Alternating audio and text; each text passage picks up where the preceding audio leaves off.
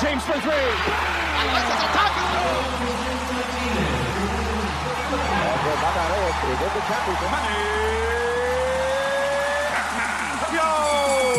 Puso at Lakas, Sports sa Pinas.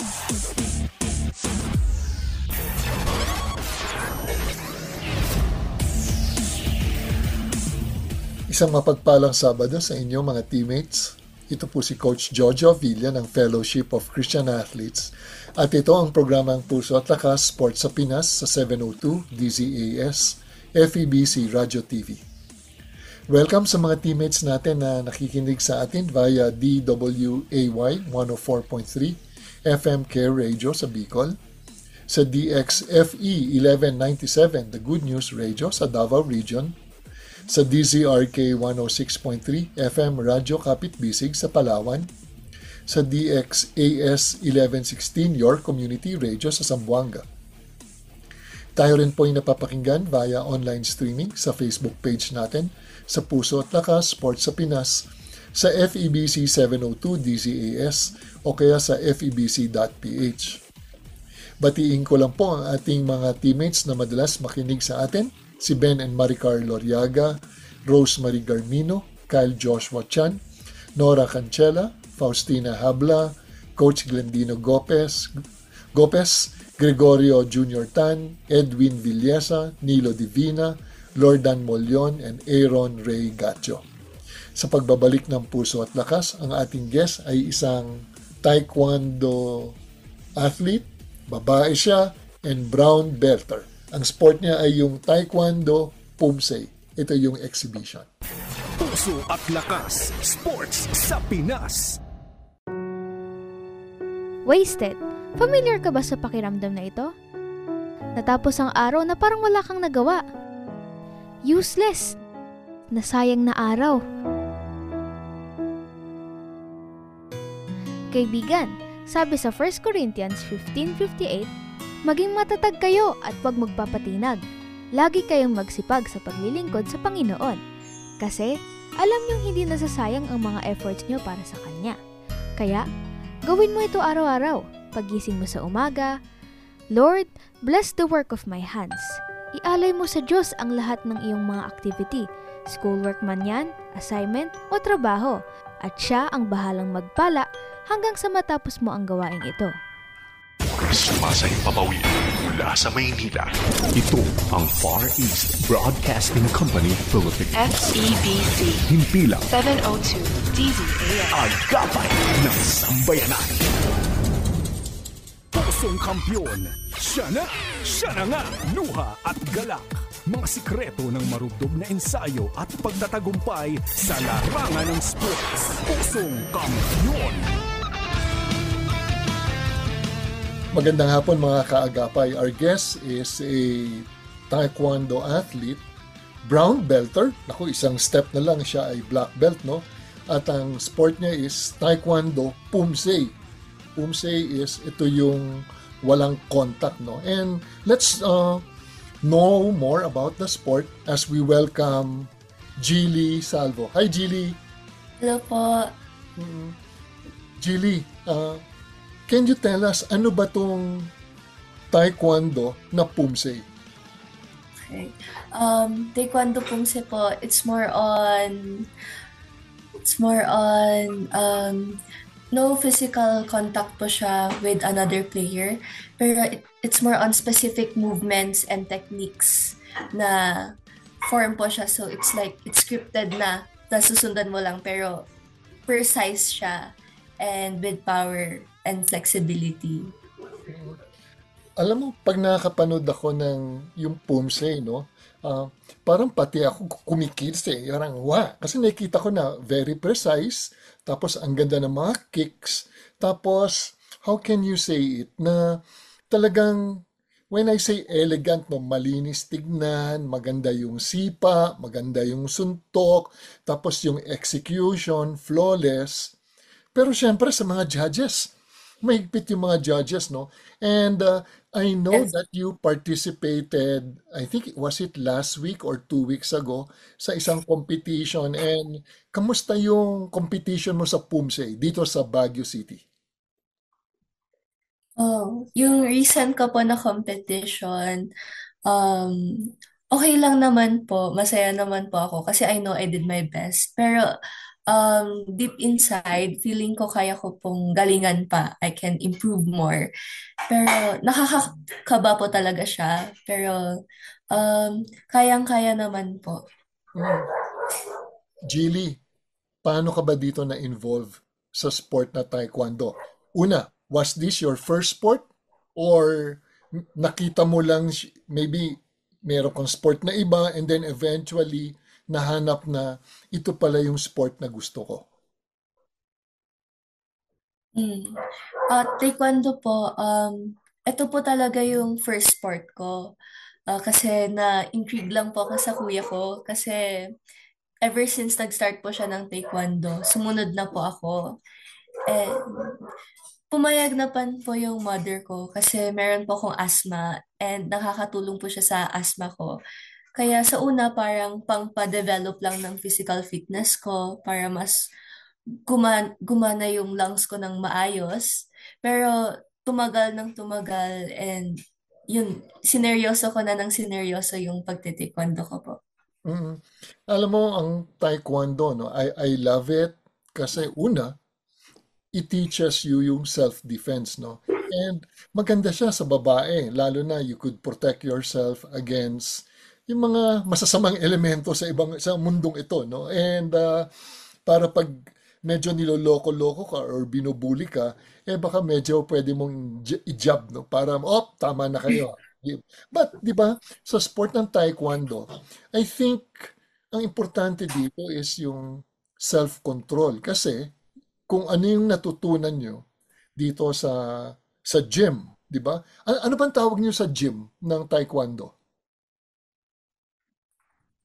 Dojang po. Yan, sa iba, dojo, no? Parang gano'n, no? So, Opo. syempre, malakas yung sipa, malakas yung suntok. Medyo hindi siya yung ordinary punch and kick because you practice it a lot of times and eventually nagiging weapon siya, no?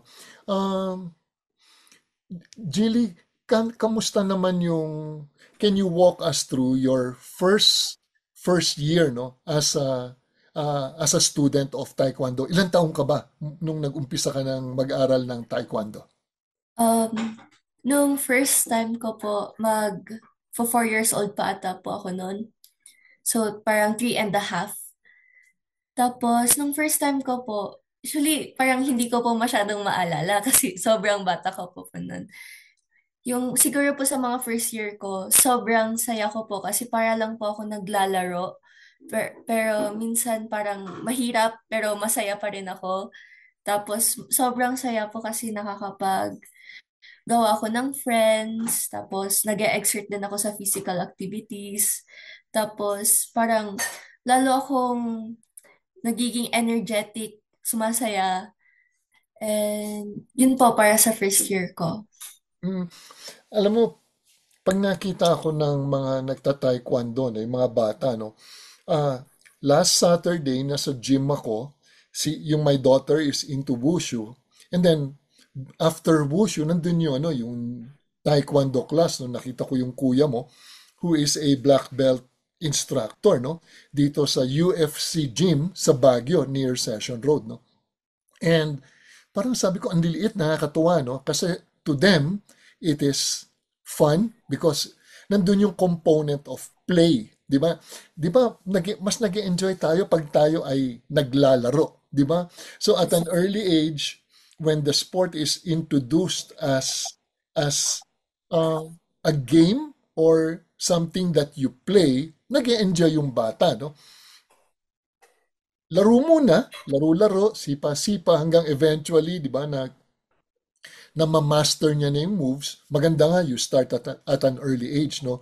Para habang bata pa lang, maganda yung fundamentals. And, Jilly, nabanggit mo na kaya ka tumagal dito sa sport na ito it's because nandun yung component of fun.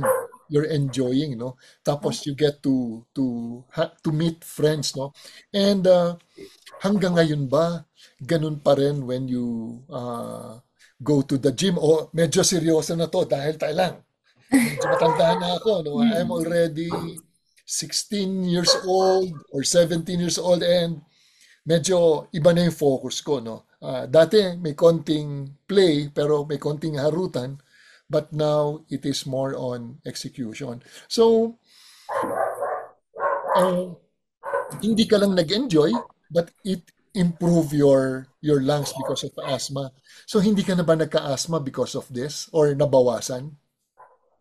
Nabawasan naman po. Parang wala naman po. Pero siguro natitrigger lang ng weather. Pero sa ngayon po, wala naman po. Mm-mm.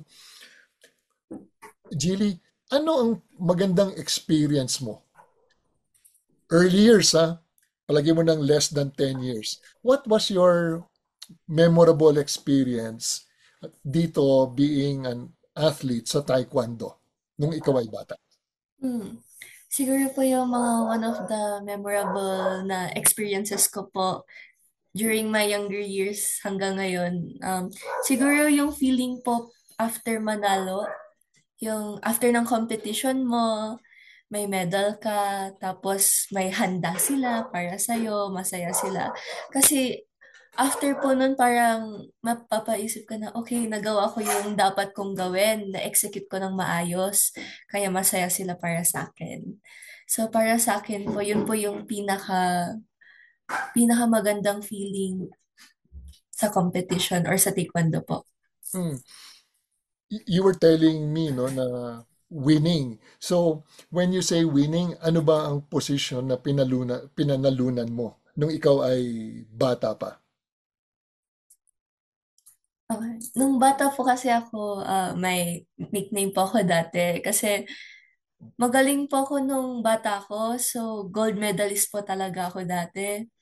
So, parang dire-diretso po yung gold. Tapos, wala pa akong kamalay-malay po dati pero masaya lang po ako kahit may medal po ako or kahit anong kulay po yung medal ko. Basta meron po akong nasusuot, masaya na po ako.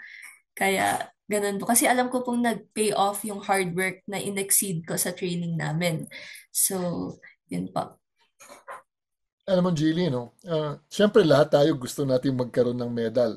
And any medal for that matter, either bronze, silver, and gold. And binanggit mo nga, nanalo ka ng gold, no? During the time ba na you were you were in the competition itself, pumsay, no? Walang kontakto, no? So more on exhibition. Paano mo na-handle yung pressure at an early age na tayo lang? May maraming nanonood, may crowd, tapos siyempre si coach, hindi lang si coach, malamang yung mami mo. Yung mami mo sinasabi na, Jilly, you just have to do your best. Siguro, nung bata-bata po ako, wala po kasi akong kamalay-malay. So, para sa akin, okay, go ka lang, mag-perform lang ako kasi, of course, bata pa ako po nun. So, parang wala lang po para sa akin yung maraming tao, basta gawin ko lang yung sinabi sa akin gawin. Pero, nung tumanda na po ako ng tumanda, of course, doon mo na marirealize kung gaano pala ka-big deal lahat. So, kagaya sa mga recent competitions ko, bago po ako mag-start, mag-perform, kasi papahintayin po kami sa gilid. It's either, sa una po, i-exert ko po muna lahat ng kaba ko. So, parang mag-squats po ako sa gilid or try ko po mag-stretch. Tapos, after po nun, if malapit na po ako matawag, uupo po ako, tapos magpo-pray po ako. Tapos, sasabihin ko po, Lord, tulungan mo ako. Please, Lord, na wag akong kabahan. Tapos, ang iisipin ko lang yung kailangan ko gawin at hindi ako madidistract sa mga ibang tao sa paligid ko at hindi ako ma-pressure. So, before talaga ako mag-start, nagpo-pray po ako before ako mag-perform. Jilly, nakakaba kasi nakikita mo yung nagpe-perform yung nauna sa'yo, no? Hindi ko alam kung ano ba mas nakakakaba. Ikaw ang mauna, kakabahan naman yung mga nanonood, or siguro third or fourth or fifth sa linya ka, no? So nakita mo nang nag-perform yung iba, anong tingin mo ang mas gusto mo? Ikaw ba yung unang magpa-perform or ikaw yung nasa gitna or ikaw ang nasa huli? Para sa akin po, gusto ko pong nasa huli. Kasi, makikita ko po kasi, before po kasi ako tutunan ko po mag-observe. So, ang gagawin ko po talaga, if hindi po ako nalagay sa first or malapit sa first, ino-observe ko po yung mga kalaban ko para maayos ko po yung hindi po nila naayos na step para mas i-perform ko siya tapos mas maganda po yung flow na ginawa niya kaysa sa step ko. Ganun po. Mm, Parang gagandahan ko po yung form kung saan po siya nagkamali. mm. Malalaman mo, no? Kasi ang steps is pare-pareho, may routine, no? Parang from A to Z or 1 to 50, talagang detalyado, tapos dinumero, no? So may kita mo na saan ba yung part or stretch na ito medyo mahirap tong i-execute dahil medyo hindi ko alam kung high kick or dapat pag pivot, maganda yung suntok mo, maganda ang sipa, no? And it's difficult dahil uh, parang wushu, di ba? Ang wushu dapat alam mo kung ano yung susunod, and because of people cheering and then nandun yung expectation, baka makalimutan mo yung iyong routine. Was there a time na nakalimutan mo yung routine mo? Meron po. Meron po. Ano nangyayari? Nung nakalimutan ko po, nag-freeze po ako. Tapos, tinuloy ko na lang po. Tapos, yun po. Pero nakalimutan ko po siya kasi kinabahan po ako kasi ang dami po talagang tao. Tapos, parang yun po yung first competition ko after ilang years po ako nag-stop. So, kinabahan po talaga ako. Tapos, sa sobrang kaba ko po, nakalimutan ko. Kaya nag-freeze ako ng saglit. Pero, kinontinue ko pa rin po naman. Kasi nandun na po ako eh. So, Mm. it's better to finish. Then what happened after you finished your routine? Di ba? You have to bow. And then ano nangyari? Tell us, ano nangyari sa sidelines? Um, Ano po, of course, andun na din po yung disappointment ng coaches, kanon. Pero, nag-self-reflect din naman po ako. And feeling ko, hindi pa po kasi ako ready nung time na yon and kasi parang, ang iniisip ko lang, pag sumama ako ng competition, maganda to para sa record ko. Hindi yung preparedness ko yung tinignan ko, pero yung other part.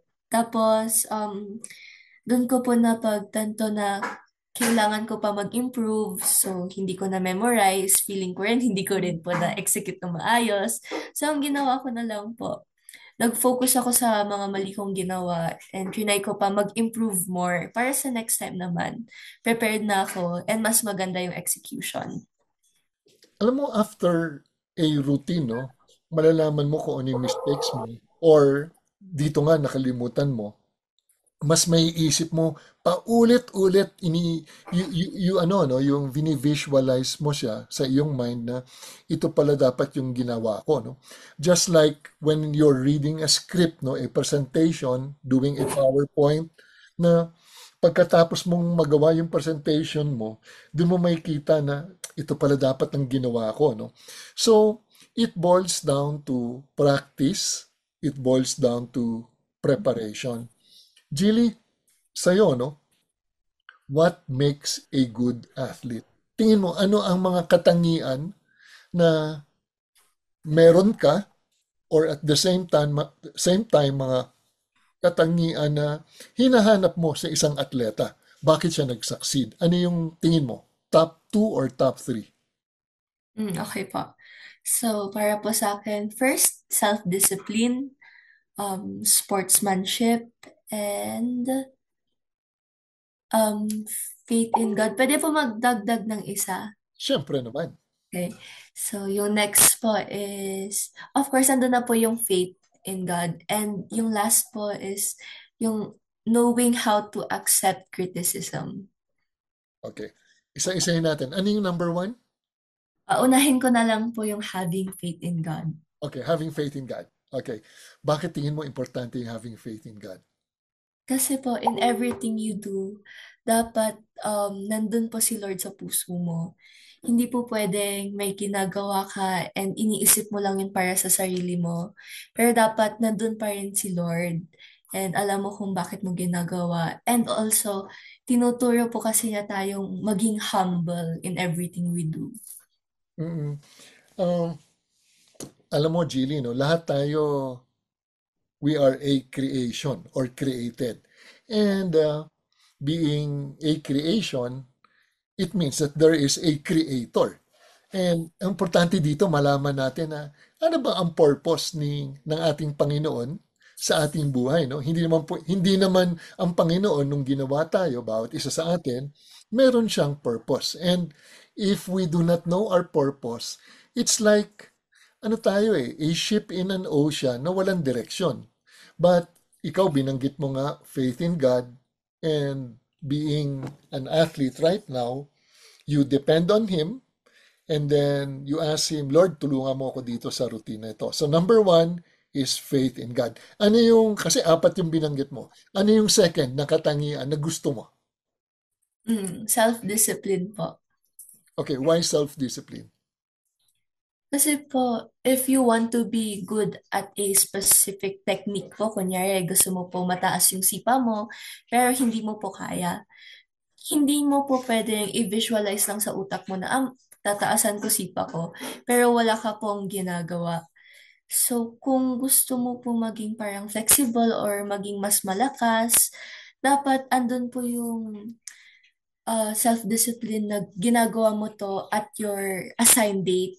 So, parang hindi ka titigil hanggang ma-reach mo yung goal mo. Pero kahit naman after mo ma-reach yung goal mo, dapat mine-maintain mo pa rin yun. Yun po yung self-discipline. Binanggit mo nga no, yung self-discipline. And kasi pwedeng tawag nito, ikabagsak ng isang atleta ay ang kulang ng disiplina. Di ba? Walang disiplina, no? Dahil marami akong alam ng mga stories na nanalo na ng gold, so medyo nag-slack off, di ba? Nagpabaya, hindi na masyadong nagte-training, and eventually, it caught up with them. Pagdating nila sa competition, nakita nila na ang mga kalaban pala nila, nagdoble ang effort.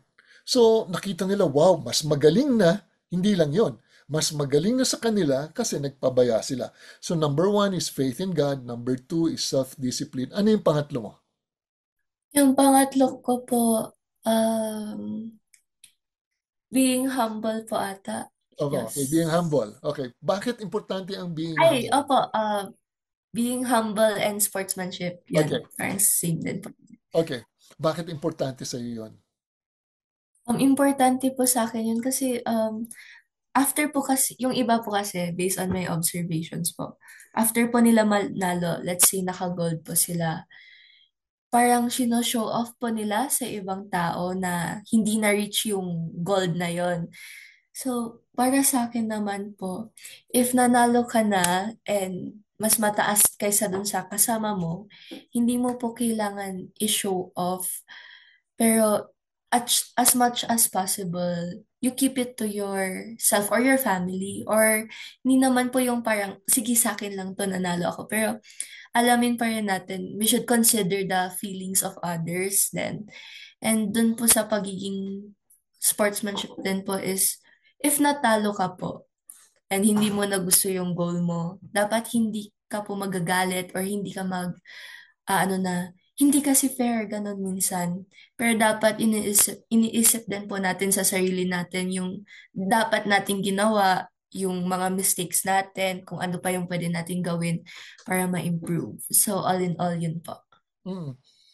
Sige, isahin natin, no? Yung himayin natin. Kasi gusto ko yung being humble, no?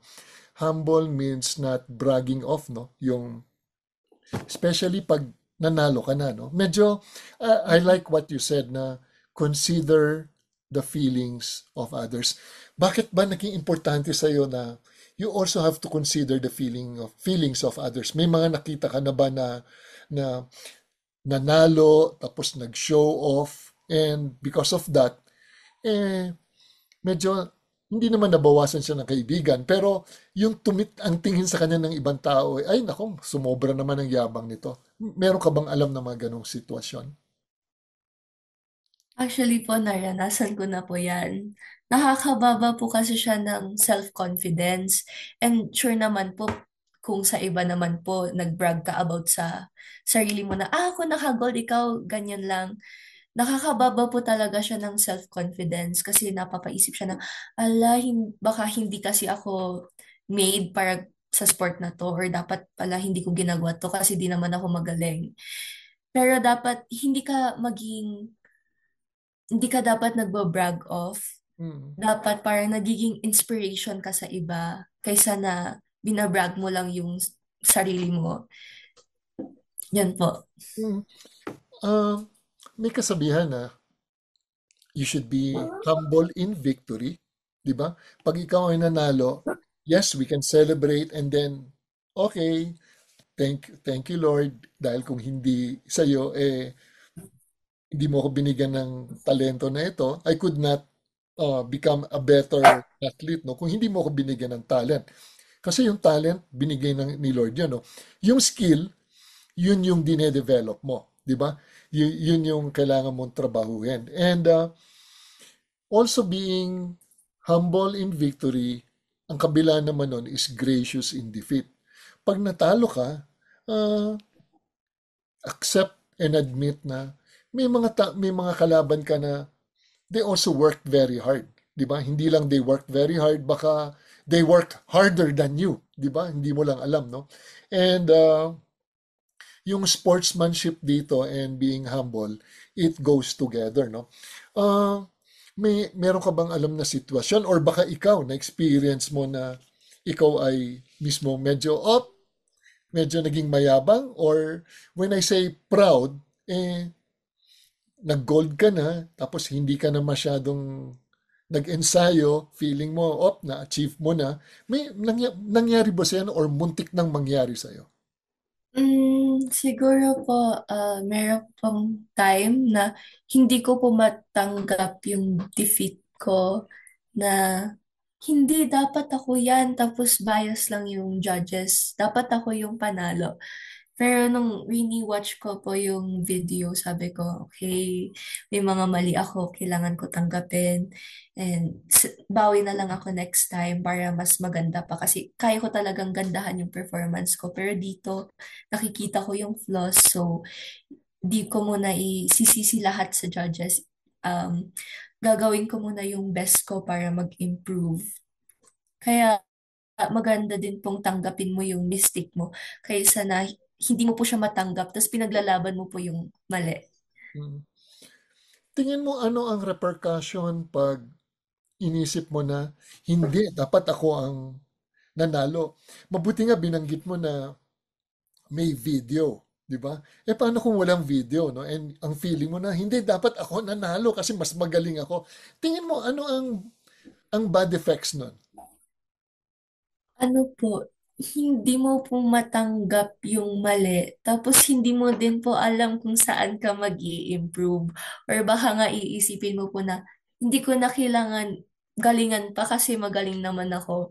Ganun po yung mindset na mapupunta sa inyo. Kaya ang cause nun, hindi po kayo mag-i-improve, hindi po kayo gagaling. Doon lang kayo sa level na yon constantly. Mm, alam mo, sinasabi sa salita ng Diyos, no? God opposes the proud but gives grace to the humble. Ulitin ko, no? God opposes the proud but He gives grace to the humble, no? Pag humble ka, there's room for improvement. Pag ikaw ay mayabang or malaki yung ulo mo, wala ka nang ikagagaling kasi feeling mo magaling ka na, no? And yun yung mga binanggit mo na gusto mo sa isang atleta. Ano naman ang tingin mo ang mga downfall, ang downfall ng isang atleta? Tingin mo, ano ang one or two things na ikababagsak or hindi siya mag-i-improve, magiging stagnant lang yung isang atleta? Anong tingin mo? Yung una po, yung pinakauna po is pride. Mm. Yung masyadong mataas na pride. And yung pang-second po is walang teamwork. Hindi po niya alam makipag-teamwork sa ibang tao na nasa paligid po niya. Mm. Bakit importante sa iyo ang teamwork? Ang PUMSE kasi, no, mga kaagapay, tama ba, Jilly, merong yung exhibition, isang tao lang, tapos meron naman team. Ikaw ba na-involve ka sa yung, may two-man ba or three-man sa PUMSE? Meron po. So, ikaw ay na-involve na ba ano ba, single player ka lang or minsan nandun ka sa dalawang player or three players? Meron pong usually single lang po. Wait lang po, may aso po namin. Sige, pause lang po muna. Hindi, okay lang. Sige. Sige po, okay na po. So usually single player lang po kasi ako. Pero meron naman pong times na nag-dual po ako or three-man. Important Gili, ang PUMSE is may single player, yung solo, no? Tapos may team, yung dalawa, and then meron yung three players, no? Ikaw ba ay na-involve sa tatlo or mostly ikaw ay single player or solo? mostly naman po single player. Pero na-involve naman po ako dati sa dual or three-man. Pero importante pa rin po talaga na kahit kahit na single, dual, or triple man kayo, importante pa rin po yung teamwork kasi kayo-kayo din po yung magkakasama behind the scenes.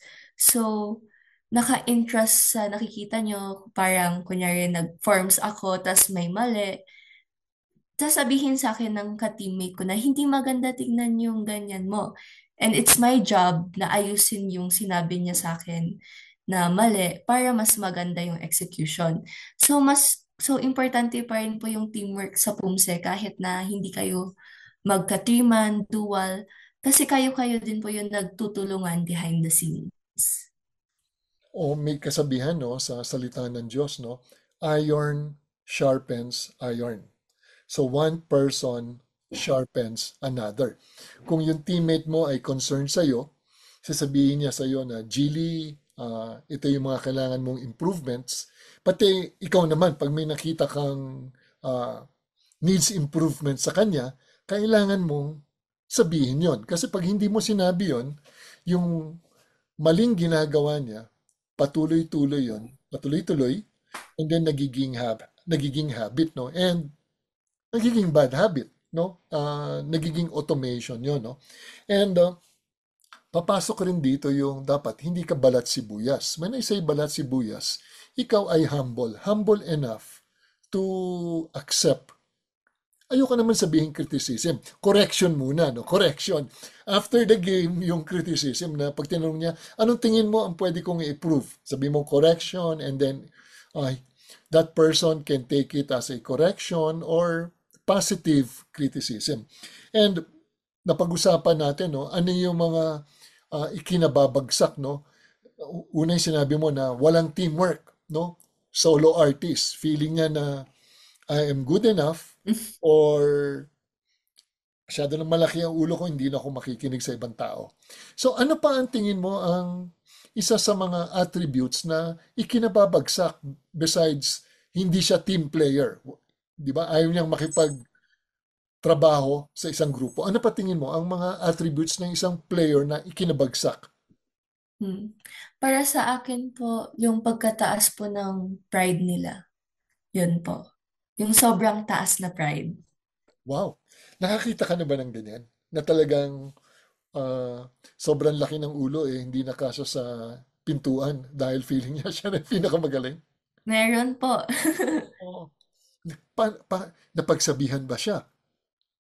Napapagsabihan naman po siya minsan, pero hindi po niya tinatanggap. Ganun na po kalaki. Wow, mahirap yun, no? Kasi, alam mo, sa sports, there will always be a person who is better than you. Di ba? In any other sport, unless na undefeated ka. Naniniwala naman ako na kahit undefeated ka sa mga tournaments, ikaw ay tatanda na hindi ka na pwedeng lumaban sa sport mo dahil pwede ka nang talunin ng ibang tao. Either babagal ka, hihina ka, or talagang wala na. May mga taong mas mabilis, mas malakas, mas maliksi sa'yo. Uh, Jilly, uh, ano yung pinaka-memorable na, say, defeat or something na ininda mo because of playing the sport, no? Hindi mo siya makalimutan. Siguro po yung time na nakalimutan ko po yung form ko. Kasi after po nun talagang hindi ko po matanggap yung nangyari. Tapos dahil po dun sa event na yun, ayoko na po magpakita sa training, ayoko na po i-mention yung taekwondo na sport, pinag-iisipan ko na po mag-quit. Pero at the end of the day naman po, hindi naman po sila nagalit sa akin. Pero sinabihan lang naman po nila ako mag-improve sa part ko po na yun. So, because nakalimutan mo, and syempre bata ka pa, ang initial reaction is, alam mo yun, kung pwedeng humanap ka ng sulok na hindi ka nila pwedeng makita, yung kung pwede kang, meron kang invisible cloak, no, na susuotin para, siguro nanliliit ka, but alam mo, Jilly, yung mga moments na ganon, it will make you or break you, no? And ang maganda doon, it made you. Kasi sabi mo nga na kailangan labanan, no? And to grow up and to become a mature player, no? Uh, so it took time bago siguro normal na wow, hiyang-hiya ka, parang ayaw mo muna magpakita, no? Naintindihan ko yun, no? Ang katumbas nun is yung ano no? Yung parang sa basketball, shoot ka dahil sa sobrang intense ka, sobrang focus ka. Pagpasa ng bola sa iyo, shoot ka sa kalaban. Di ba nakakahiya yun? But sa iba, I've seen players naman na even in wushu, nakalimutan. Even my daughter, no, nag-pause. It took her mga 8 seconds before she remembered yung routine niya and then just kept going. And I think the good thing about sports, in a way, it builds character, no? It's either you become a runner, you run away, or you fight through it. You become a fighter. Tingin mo, because of what happened, did it make you a better player? Yes po. Yes. Mm. And how were you able to go over the hump? Ano yung meron bang kumausap sa'yo? Ang mami mo ba or ang iyong kapatid na black belter? Siyempre, nangyari to, bibigyan ka nila ng space for you to process it, no? And then eventually, your brother and then your mother would speak truth and life to you. Do you remember kung ano ang mga binanggit nila sa'yo? Or how did they encourage you? Medyo po. Pero di ko po maalala yung exact words. Mhm. But it was positive. Yes po. Mhm. Jilly, ano ang hinahanap mo sa isang coach, no? We've been discussing the side of being an athlete, no? And tingin mo, kaya ka naman gumaling or gumagaling, it's because of a coach. Ano tingin mo ang gaano kalaki ang role ng isang coach to develop an athlete? Very big po. Kasi sila po yung tutulong mag-shape po sa mismong athlete na nasa harapan nila. It's their job to level up po kung nasaan na po sila. Sila po yung taga-mold sa'yo along the way. Yun po. Mm. And tingin mo what makes a good coach? Siguro po unbiased, tapos talagang nagpe-pay attention po sila sa details, and patas-patas po yung pag-treat nila within each player po. Bakit patas? Does that mean na may mga nakita ka bang it can be your coach or the other coaches na nakita mo na that the coach must focus on this player as compared to giving equal time or equal opportunity to other players. In some instances po, opo. Pero ang problema lang po kasi doon, mas nagfo-focus po sila sa favorite student nila na hindi po nila nabibigyan time yung may mga possible potential, yung mga pagaling na, pero wala sila yung training na kailangan nila kasi walang nagmo-mold sa kanila. Pero ang minsan kasi yung mga tinutugunan ng coach, yung mga magagaling na. Okay lang naman na mas pagalingin mo yung magaling na. Pero kailangan din natin isipin yung mga pagaling pa lang. So, dapat equal pa rin siya all in all. Mm-mm. Uh, yes, Julie, I think it's important. No? Even sa basketball, me being a basketball coach, meron kaming 12 to 14 players no, sa isang team. Siyempre, alam mo na may first five yung maglalaro. And then may mga substitutes, no? But I think ang importante dito is all the players should feel that they are loved by the coach, no?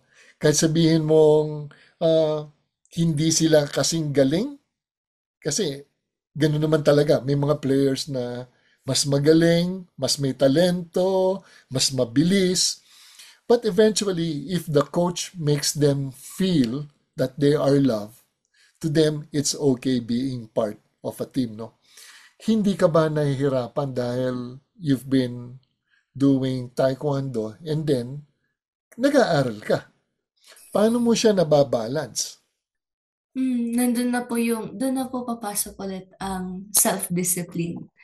So, since binabalance ko yung pag-aaral ko and yung pag-taekwondo ko sa sports, of course, kailangan ko rin alamin kung kailan ko ipapasok yung mga gusto kong gawin. Kagaya, di naman po natin maiiwasan yung paglalaro ng online games, yung pagtitingin sa social media. Yun doon ko po natutunan na kailangan ko po i-balance lahat. Yung pag-aaral ko, yung wants ko, yung needs ko, and yung sports ko. So, kaya maganda po na nag-start po ulit ako mag-join sa taekwondo. Kasi na-observe ko lang po sa sarili ko, mas gumaganda po yung time management ko. Kasi pinaplano ko na sa ulo ko kung ano yung kailangan ko gawin sa specific time na yon para matapos ko lahat sa given day na meron ako. Ang kagandahan ng sports, dahil natututo kang mag-idisiplina yung sarili mo, and at the same time, kailangan mong i-manage yung time mo, no? How many times do you practice sa taekwondo? In a week or in a month na kailang ensayo ko?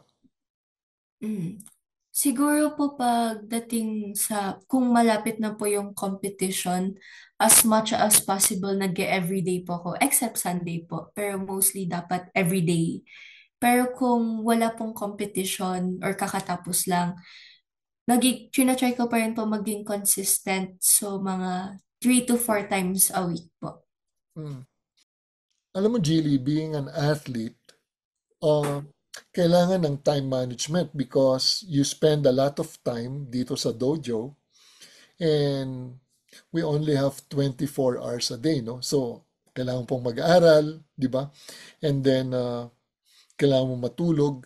How many hours do you spend in an hour practicing? Minsan po siguro kasi minsan po, lalo na kung competition days ko po, nagdo-double class po ako. So, mga 4 hours per day. Tapos, kung hindi naman po competition week, siguro mga 3 hours po per day. So, imagine na 24 hours a day, bawasan mo na yung tulog mo, bawasan mo na yung klase mo, tapos bawasan mo na yung mga kain, rest. So, kailangan mo talagang to have a schedule, no? And importante dito yung schedule. Binanggit mo nga na natuto kang mag-manage ng time, no?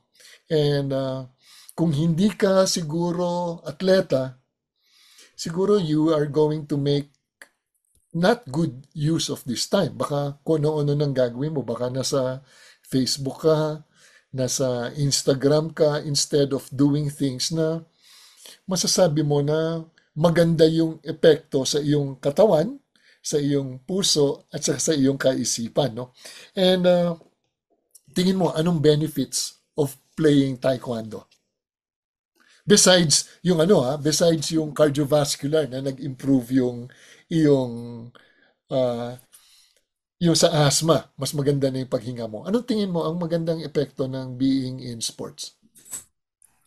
Siguro yung maganda pong epekto being in sports, yung matututo ka po i-manage yung daily life mo, yung time management mo. Andun din po ang pinakamaganda din po sa pag-join ng taekwondo, yung discipline. Kasi sa taekwondo po, andun po ang respect. So, parang kasama na din po siya sa discipline. So, parang tinuturuan ka po lalo na yung mga bata-bata. Minsan, nang sasagot sila, minsan nagiging pasaway. So, kung nag-join ka po at an early age, or kahit anong age po, ituturo po nila sa inyo kung parang andun po yung being a good citizen. Tinuturo po nila yung dapat mong gawin, yung mga hindi mo gawin, how to respect your elders. So, yun po yung nagustuhan ko kasi as lumaki po ako sa taekwondo, natutunan ko po paano i-respect yung coaches ko, yung mas nakakatanda sa akin, at yung mga nasa paligid ko po. Respecting people and then respecting authority, no? Being able to follow instructions. Kasi, alam mo, yung sports, tinuturuan yung mga tao how to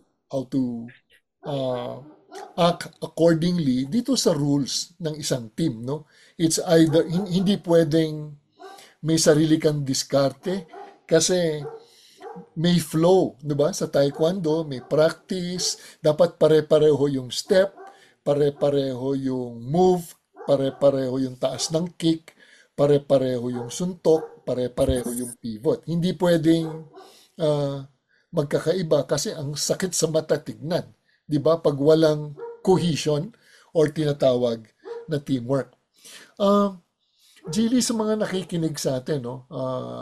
Maraming mga magulang or mga bata nakikinig, how can you encourage them na for them to be in sports? And bakit kailangan na yung anak nila or sila ma-involve sa sports? Based on my experience, magandang exposure po ang sports. It really helps children at a young age to develop their characteristics. Natututo po silang mag-respect ng elders. Natututo po sila kung paano magkaroon ng friends. And ang pinaka-common po na reason is yung health din po nila, kaganda. Pero ang pinakamaganda po doon is yung exposure. Kasi once na na-expose sila ng na-expose, pwedeng mas tataas yung self-confidence nila. Tapos yung self-confidence na to, pwede siyang tumulong sa future events mo or mga susunod na pangyayari. Nabanggit mo yung no, it builds character, no? Naalala ko yung daughter ko nung bata siya. I think 4 years old, 5 years old. Naglalaro kami ng mga board games. Pag natatalo siya, napipikon siya. Kasi it's the first time na yung anak ko ay ma-experience yung defeat. So, ang gagawin niya, uupuan niya yung board game, no? Guguluhin niya dahil natalo siya. Or, pag natatalo siya, umiiyak. Alam mo yun, hindi pa niya na-experience na for her to lose, no?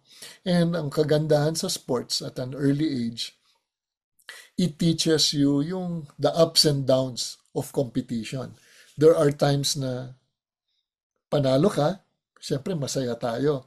May times naman na talo ka, as in lagabog, as in nakalimutan yung routine, nakalimutan yung mga steps. So talagang, wow, talagang nag-breakdown, no? After a game, my daughter talagang umiyak siya.